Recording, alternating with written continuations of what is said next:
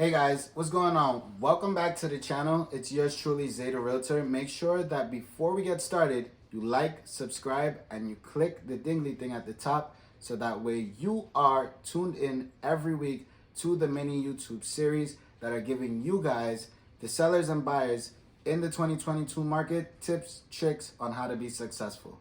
Without further ado, let's jump into today's lesson for today, and it is all about 5 parts to a home buyer's offer.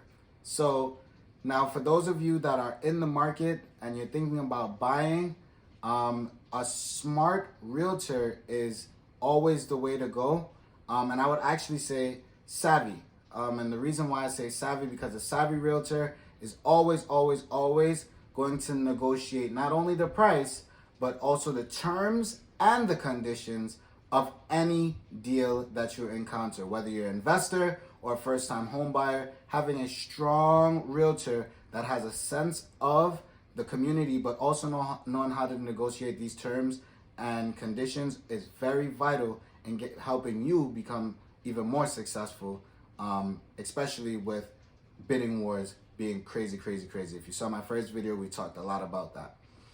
If you haven't, make sure that you go and check that out. Now, with that being said, the first part to any purchase or home offer is the purchase price. Buyers, you always want to consider what is the purchase price as a whole, but then also you want to think about it in terms of month. When you're thinking about it in terms of month, that will include what you call your petty taxes, and the petty taxes include your insurance and the taxes that you will be paying on, or any interest that you will be occurring on the mortgage over the 30 years, right? So you just want to make sure that you think about, is this house affordable to me in terms of price, range? Yes. Is it in my pre-approval power purchase? However, is it affordable to me monthly? For those of you that might be thinking about single family, and for those of you that might be living in multifamily, it's a great way to think about, okay, if I'm living in one unit, maybe how does that affect my mortgage payments? Am I living for free or nearly for free? Or some of those perks that come with living in a multifamily. Or if I'm living in a single family, how does that look with me paying that money out of pocket every month? Is it $2,000, $2,500? Especially for those of you that are renting. I have a video coming up on buying versus renting.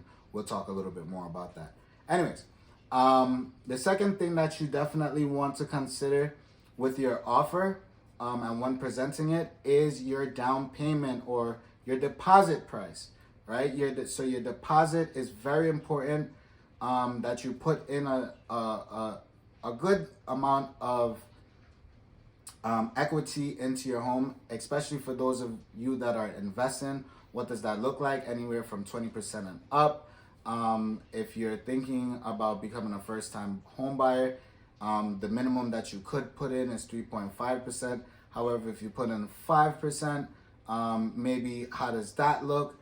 And that definitely shows more commitment to the seller to say, hey, I want this house more than the other person that is applying for it or that might be bidding for it as well. So higher down payments usually beat out even higher offer prices because, like I said, it shows more of a commitment. Now, also the third thing that you want to think about is the financing and the appraisal contingency. I put them all in one bullet point because they kind of go hand in hand together. Now, when you're thinking about your financial side, you're thinking about what type of mortgage am I getting, right? How am I going to be financing this? There's a couple different ways you can do it. VA loans, which require you to put 0.0% down. FHA, 3.5% down. 203K loans, which are accessible for construction loans, right? Conventional loans, or if you're cash financing it, where you would have to show proof of funds. Now, your appraisal contingency as well is very important because you want to know what the house is appraising at, and you also want to make sure that is very clear because sometimes what might happen is your appraisal might say the house was worth 500,000. However, it appraised at 455. It came in at under asking price, and your appraisal said that it had to come in at asking price or over asking price of what it was worth. If it came in at 455, then you might have to cover the difference. And if you're not okay with that, you definitely don't want to make sure that's one of your appraisal contingencies. But sometimes that is something that if you're confident that it will appraise at asking price or above, you can throw in there to make sure that you also get ahead of the game. Because most people, like I said, we're partially waiving the appraisal.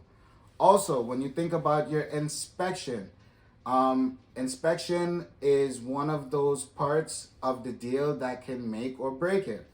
And again, as I would always suggest, making sure that your home inspection contingency, you are partially waiving it, right? So making sure that you are sticking to major structural, mechanical, and environmental causes that you might have to renegotiate your offer. However, if you're thinking about cosmetics, those things can be waived in terms of home inspection, right? And definitely last but not least, we want to think about our closing date, making sure that is as flexible as possible.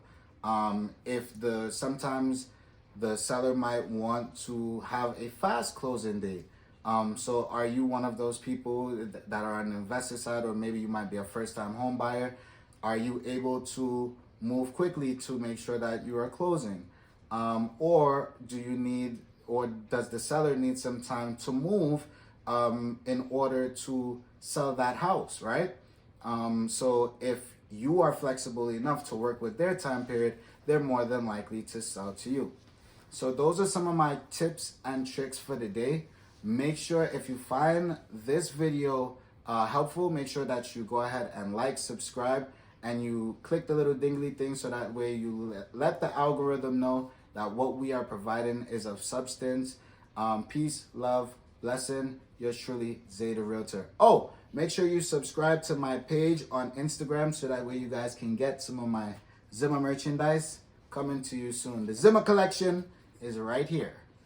Thank you.